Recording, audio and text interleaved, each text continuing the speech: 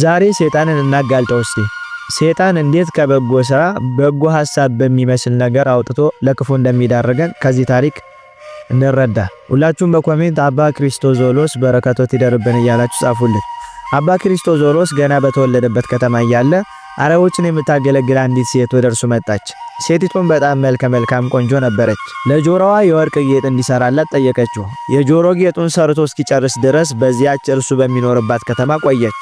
የተጠየቀውን ከወርቅ የተዘጋጀ የጆሮ ጌጥ ሰርቶ እንደጨረሰ ስለ ዋጋው ሲነጋገሩ ወደ እርሱ ጠጋለችና እኔን ያየ ወንድ ሁሉ የግሉ ሊያደርገኝ እንደሚፈልግ አታውቅምን አለችው። እርሱን ማማለሏን ማባበሏን ብትቀጥልም እርሱ ግን አይኖቹን ወደ ምድር አቀርቅሮ አንቺን መሳሪያ አድርጎ በዚህ መልኩ ሊያዝሽ የሚችል እርሱ ብቻ ነውና ያጋንንት አለቃ የዲያብሎስ ልጅ መሆንሽን ምንም ጥርጥር የለውም። ገንዘብሽን አልፈልግም። ዳግመኛ ወደዚህ ቦታ ተመልሰሽ እንዳትመጪ በፍጹም አልፈልግም። አሁን ወግጅልኝ። ከዚህ በኋላ ዳግመኛ ፊቴን አታዩም ማለት በጸጋውና በምሕረቱ ያልተለየውን እግዚአብሔርን አመስግኖ ወዲያውኑ ተነስቶ ወደ ቤቱ ሄደ። እንዲህ ያለ ራሱንም መውቀስ ጀመረ። በዚያች አስፈሪ ቀን ለነፍሴ ወዮላት፣ ነፍሴም ስጋዬም ወደ ዘላለማዊ እሳት እየመሯት ነውን? ነፍሴ ሆይ በነጻ ፈቃድሽ በድህነት መንገድ ላይ ተጓዢ። ነፍሴ ሆይ ንቂ። በሕይወት የሚያጋጥሙ ነገሮች ጠቃሚ ወይም ጎጂ ናቸው። ጠቃሚ የሆነውን ነገር የእግዚአብሔርን ትእዛዝ ከማክበር የሚመጣ ሲሆን ጎጂው ደግሞ ለትእዛዙ ባለመታመን የሚመጣ ነው። ነፍሴ ሆይ በእውሮችና በዋዘኞች መንገድ አትሂጂ። ወደ ሌላ ቦታ መሄድ ከፈለግሽ አሁን ከምትኖሪበት ቤት በጣም የከበረና የተሻለ ይሆን። ከዚያም በእግዚአብሔር ያለሽ ደስታ ያድጋል። እሾህን የሚዘራ በከንቱ ይለፋልና የበለስን ዛፍ የሚተከል ግን ፍሬዋን ይበላልና። ነፍሴ ሆይ በምድረ በዳ ከእግዚአብሔር ጋር ብቻ ለመኖር ዓለምን የናቁትን እንደ አባ አንጦንዮስን፣ እንደ አባ መቃሪዮስን፣ እንደ አባ ጳኩሚስን አይነቶችንና ሌሎች ብዙ ቅዱሳንን ተመልከቺ። ስለዚህ አሁኑኑ ከዚህ ዓለም ተለይተሽ ውጪና ትድኛለሽ። ለራሱ ይህንን ነግሮ ከፈጸመ በኋላ የነበረውን ሀብትና ንብረት ለሌሎች አከፋፈለ። አባቱ ቀደም ብሎ ሞቷል። ሀብቱን ሁሉ ለእናቱ ነበር አውርሷት የሞተ። ከሀብቱ አብዛኛውን ለድሆች ተሰጠ። የቀረው ሀብትና ንብረት ደግሞ እርሱም በጽድቅና እግዚአብሔርን በመፍራት ካሳደገችው ከእናቱ ጋር ነበር። በእምነቷና በበጎ ሥራ እንድትቀጥል እናቱን መከራት። እንደ እግዚአብሔር ፈቃድ በሰላምና በብሕትውና ብቻዬን ከጌታችን ኢየሱስ ክርስቶስ ጋር ለመኖር ወደ ምስራቃዊ ተራራ ይሄዳለሁ። ይህ ዓለምና በዓለሙ ያለው ሁሉ ከንቱ ኃላፊ ነውና አላት። ከዚያም ለ3 ቀናት ብቻ የሚበቃውን ምግብና ውሃ ይዞ እናቱን ተሰናበታትና ወዲያውኑ ወደዚያ ሲመኝ ወደ ኖሮ ተራራ መጓዝ ጀመረ። እግዚአብሔርም የዚህ ሰው የልብ ንጽሕና በተመለከተ ጊዜ ለእርሱ ካዘጋጀለት ቦታ ከአንድ ሙሉ ቀን ጉዞ ባነሰ ጊዜ ውስጥ እንዲደርስ አደረገው። ቅዱሱ ከነበረው ቅንነት የተነሳ እንዴት በዚያ ፍጥነት ሊደርስ እንደቻለ እንኳን አላስተዋልም ነበር።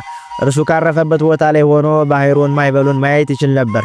ከጸለየ በኋላ በመንገድ ብዛት ደክሞ ስለነበረ ሌሊቱን እዚያው አሳለፈ። ተኝቶ እያለ አንድ ሰው በሕልሙ አንተ እግዚአብሔርን የምትወድ ሰው ሆይ ተነሳና ተመልከት ሲለው ሰማ። ወዲያውኑ በፍጥነት ሲነሳ ነጭ ልብስ የለበሱና እንደ ፀሐይ የሚያበራ መስቀል የተቀረጸበት መቋሚያ የተመረኮዙ 3 ሰዎችን አየ። ሰላምታ ሊያቀርብላቸው ፈጥኖ ሲነሳ ከመካከላቸው አንዱ ወደ እርሱ ጠጋ ብሎ የምወድ ልጄ ሆይ ከየት ነው የመጣ? እዚህስ ምን እየሰራ ነው አለው። እርሱም ከጌታ ኢየሱስ ክርስቶስ ጋር ብቻዬን በተራሮች ላይ ለመኖር ከኤዎን ሼምስ ከተማ መጣው። ለዚህ ቦታ እንግዳ ነኝ። ስለዚህ ያ የምፈልገው ተራራ ቤት በኩል እንደሆነ መንገዱን አላውቅም በማለት መለሰለት። እነርሱም እኛን መከተልና ከኛ አንዳንዱ መሆን ትፈልጋለህ ብሎ ጠየቁት። እርሱም እጅግ በጣም ደስ ስላለው አዎ መንገድ የጠፋበት እንግዳ ብልህ ከሆነ መንገዱን ከሚያውቅና በዚያ ቦታ ከሚኖር ቤተኛ ጋር መጓዝ አለበት። እኔም እናንተ ፈቃዱን በመፈጸምና መንገዱን በመጓዝ የእግዚአብሔር ወዳጆች ታማኞች መሆናችሁን ማየት ችያለሁ። ይሄም በመቋሚያችሁ ላይ ባለው በውብና እንደ ፀሐይ በሚያበራው መስቀል ተገለጠልኝ አላቸው። እነርሱም በኋላችን ተከተለን ግን እንዳትዘገይ አሉት። የእግዚአብሔርን የኤደን ገነት ከሚመስል እጅግ ውብ የአትክልት ቦታ ሲደርሱ እንዲህ አሉት። በልብ ንጽሕናና ደግነት ምክንያት ስለ እምነት ጽናት እርሱንም ለመታመን ስላሳየው ፈቃደኝነት እግዚአብሔር መርጧልና እጅን ዘርጋና ለራስህ በትር ቁረጥ። ከዚያም እጅን ዘርግተህ ከበትር ላይ የምታስቀምጠውን መስቀል ውሰድ አሉት። እርሱም ወዲያውኑ እጁን ዘርግቶ በትር ቆረጠ። ብዙ የአልማዝ መስቀሎች ወስዶ በበትሩ ላይ አስቀመጠ። ይህን የታዘዘውን ፈጽሞ ቀና ብሎ ሲያይ ብቻውን ነው። አጠገቡ ማንም የለም። ስለዚያም አለቀሰ። እነማን እንደሆኑ ከየት እንደመጡ ወይም ወዴት እንደሄዱ አላወቀም። ስለ እነርሱ የሚጠይቅበት እድል ወይም ከእግዚአብሔር ጋር ብቻውን ስለሚኖረው አዲሱ ሕይወቱ እንኳን ምክር የሚያገኝበት እድል አላገኝም ነበርና ለብዙ ቀናት መራራ ልቅሶን አለቀሰ። በመጨረሻው ወደ እርሱ ሊመለሱ እንደማይችሉ ስለተገነዘበ ተነስቶ እጅግ ውብ በሆነው የአትክልት የእጽዋት ቦታ ውስጥ መዘዋወር ጀመረ። ቢቀምሱት የሚጣፍጥ ሳርና ቢጠጡት የሚያረካ ውሃ አገኘ። እግዚአብሔርን አመሰገነ። ሌሊት ላይ ወደ ባቱ ለመሄድ ሲፈልግ በትሩ ላይ ያሉት መስቀሎች እንደ ባትሪ እያበሩ ወደ ባቱ ይመሩታል። ምንም ጊዜ ቢሆን በትሩን ሲመረጎዛት እግዚአብሔር መንገዱን ያሳጥርለት ነበር። ከፍ አድርጎ በመስቀሉ መሬቱን ሲመታው መንገዱ ያጥርለት ነበር። ለአፍ እንደ ማር የሚጣፍጠውን ሳር እየተመገበና የዝናብ ውሃ እየጠጣ በአትክልቱ ቦታ ውስጥ ለብዙ ዓመታት ኖረ። ከዛፎቹ ልጥና ቅርፊት መጠለያ በመስራት ከቀኑ ሐሩር ከሌሊቱ ቁር ሰውነቱን ጠበቀ። ለበጎ ነገር የማይተኛ ዲያብሎስ ቅዱሱን እንዲህ በሚያምር የአትክልት ቦታ ውስጥ እንደሚኖር በእግዚአብሔር ታላቅ ጥበቃ እንደሚደረግለት ሲያይ በቅናት ተቃጠለ። ስለዚህም ፈጥኖ ለትእዛዙ ታማኝ ወደ ሆኑት ተከታዮቹ ዘንድ ሄደ። ለእነርሱም በምዕራብ በኩል እንደመጣ ሰው ሆኖ ተገለጠላቸውና እናንተ የምድረ በዳ ነዋሪዎች ሆይ እናንተ እርዳታ ውጪ ልዘርፎ የማልችለው የተደበቀ መዝገብ አሳያችኋለሁና ተነሱ ከኔ ጋር ነው አላቸው። በችኮላ ተነሱና ለራሳቸው ምግብና ውሃ ይዘው በፈረሶቻቸው ላይ ሆነው ተከተሉት። ሰይጣንም ወደ ቅዱሱ የአትክልት ቦታ እየመራ ደረሳቸው። ቅዱሱንና የአትክልቱን ቦታ ሲያዩ ደስ ተሰኝተው የተደበቀው መዝገብ በዚህ ወጣት ጥበቃ ውስጥ ባለው በዚህ የአትክልት ቦታ ውስጥ መሆን አለበት አሉ። ሰይጣን ወደ ቅዱሱ ጠቁሞ አሳያቸው። ነገር ግን እነዚያ ሰዎች ወደ ቅዱሱና ወደ አትክልት ቦታው ለመቅረብ ሲሞክሩ የአትክልቱ ቦታና ቅዱሱ ከዓይናቸው ተሰወሩ። ለእነርሱ የተገለጠላቸው ከፍተኛ ተራሮች ነበሩ፣ ግን ወደ አትክልት ቦታው የሚወስድ ምንም አይነት ግልጥ መንገድ አልነበረም። ስለዚህም ይህ የአትክልት ቦታ ለልበ ንጹሃንና በስራቸው እግዚአብሔርን ለሚያስደስቱ ብቻ መሆኑ የተረጋገጠ ነው። ስለሆነም ለእነርሱ ቅዱሳን ሽልማት አድርጎ ይሰጣቸዋል። እነዚህ ክፉ ሰዎች በተራራ ላይ ለ3 ቀናት ያህል ቆዩ። በእነዚህ ቀናት ውስጥ ምግባቸው ውሃቸው አለቀ። በአትክልቱ ውስጥ ያሉትን ፍራፍሬዎችና ምንጮች እያዩ ግን ደግሞ ከአትክልቱ ቦታ መድረስ ስላልቻሉ ተጨነቁ። ሰይጣንም በሚያስፈራ መልክ ወደ ቅዱሱ ተጠጋና ከርቀት ቆሞ አንተ አማኝ አይደለህም? አንተ ቸር አይደለህም? አንተ ለእግዚአብሔር እንኳን ታማኝ አይደለህም? ሕጉም እንደሚለው አንተ እንግዶችን የምትወድ አይደለህም? እነዚያ ሰዎቹ አጠምቷቸው ግን ደግሞ የሚጠጡት አጥተው ሲሰቃዩ ማየት አትችልምን? ፈጥነ ተነሳና አገልግላቸው። ከዚያ ከነርሱ በረከታቸውን ከእግዚአብሔር ደግሞ የኃጢአት ይቅርታን ታገኛለህ አለው። ካለበት ቦታ ሊያስነሳው በበጎ ምክር ሰይጣን ጠየቀው። ቅዱሱም እነዚህ ቃላት እርሱን ለመቀስቀስ ከእግዚአብሔር እንደሆኑ በማሰብ ተነስቶ ወደ እነዚያ ክፉዎች ሰዎች ዘንድ ሄደና ከሰዎቹ የውሃ መቅጃ ተቀብሎ በአትክልቱ ቦታ ውስጥ ከሚፈሰው ከጣፋጭ ውሃ መጣላቸው። ነገር ግን እነርሱ ከእርሱ ጋር ወደ አትክልት ቦታው ለመሄድ ሊከተሉት ሲሞክሩ የሆነ እነርሱ ሊያውቁትና ሊረዱት ያልቻሉት ኃይል እንዳይገቡ አገዳቸውና ዳግመኛ የአትክልቱ ቦታ ከዓይናቸው ተሰወረ።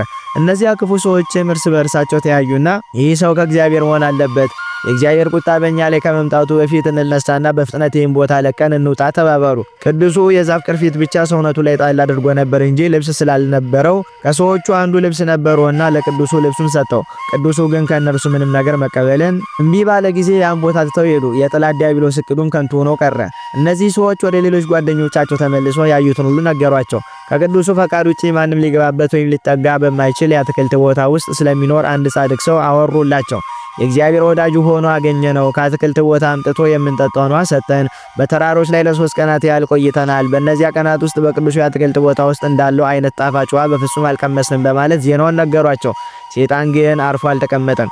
አሁንም ደግሞ ቅዱሳንን እንዲመስሉ አድርጎ ወደ አትክልቱ ቦታ እየመራ ሌሎች ተከታዮቹን ወሰደ። ቅዱሱ ባይታዊ እነዚህን ሰዎች እንደማይጸልዩ የጌታ የኢየሱስ ክርስቶስንም ስም ጠርቶ እንደማያውቁና ዓይናቸውንም ወደ ሰማይ አቅንተው እንደማይመለከቱ ሲያስተውል እግዚአብሔር ሐሳቡን ወደ በጎ ነገር መራለትና በመስቀል ምልክት ሲያማትብ ወዲያውኑ ጠፉ። ቅዱሱም እግዚአብሔርን ከፍ ከፍ አደረገ፣ አመሰገነውም።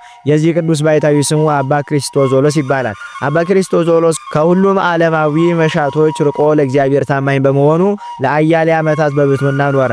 ዓለሙንም በዓለም ያለውን በፈቃዱ ንቆትቶ ከኢየሱስ ክርስቶስ ጋር የሚኖረውን አዲስ ሕይወት በፈቃዱ ተቀበለ። ከዚህ ዓለም በሞት የሚወሰድበት ሰዓቱ እንደደረሰ እግዚአብሔር በገለጠለት ጊዜ እንዲጸልዩለትና ስጋውን እንዲቀብሩ እነዚያን የብሕትውና ሕይወት እንደጀመረ መርተው አምጥቶ ከአትክልት ቦታ አስገብተው የሄዱትን 3ቱን የመጀመሪያዎቹን ቅዱሳን ሰዎች ከመሞቱ በፊት እንዲልክለት አባ ክርስቶዞሎስ እግዚአብሔርን ጠየቀ። በዚያች ሌሊት ወደ እርሱ ስለመጡ እንደ ፀሐይ የሚያበሩ መስቀሎች ባላቸው በትሮች ተመርኩዘው ስላያቸው ስለነዚያ 3 አረጋውያን በማሰብ ላይ ያለ እግዚአብሔር ጸሎትን ሰምቷል። ያንተ ታሪክ ለሌሎች አርአያ ማስተማሪያ የሆን ዘንድ ታሪክን እንድትነግረን እግዚአብሔር እኛን ወደ አንተ ልኮናል የሚል ድምጽ ሰማ።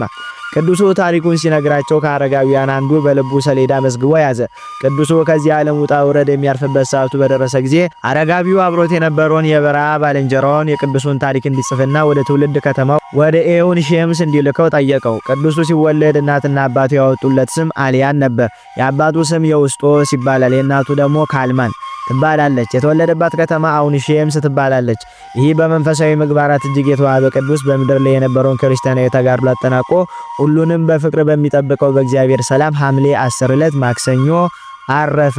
እግዚአብሔር በዚህ ቅዱስ ጸሎት ይማረን፣ እኛንም ደግሞ በጎ ከሚመስል ከሰይጣን ምክር ይጠብቀን፣ ዛሬም ዘወትርም ለዘላለሙ አሜን።